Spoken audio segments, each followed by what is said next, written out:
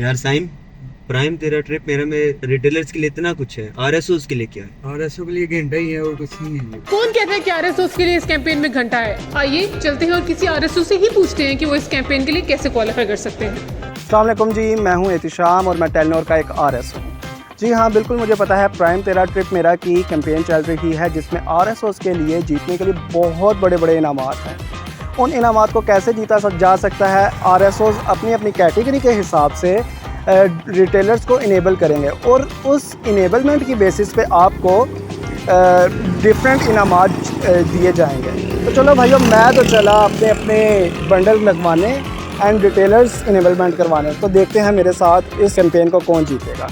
तमाम आरएसओस, जैसे कि आप सबको पता चल चुका है कि इस कैंपेन से आप रोजाना की बुनियाद पे रिवॉर्ड्स जीत सकते हैं। तो सबसे पहले उसके लिए आपने अपनी कैटेगरी समझनी है।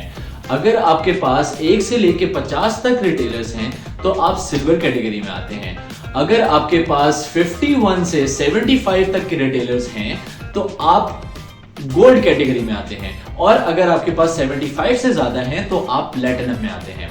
अगर बात की जाए नॉर्थ सर्कल के आरएसओस की, तो सिल्वर कैटेगरी में फॉल करने वाले आरएसओस को कम से कम 7 रिटेलर से ये बंडल सेल करवाना है। गोल्ड वालों ने 12 और प्लैटिनम वालों ने 17।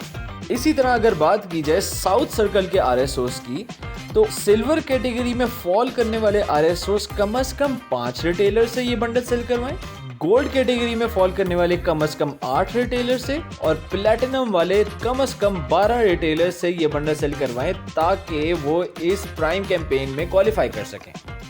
जो आरएसओ सबसे ज्यादा रिटेलर से ये बंडल सेल करवाएगा उसको उसकी कैटेगरी की बुनियाद पे कैश प्राइजेस दिए जाएंगे, और वो भी रोजाना।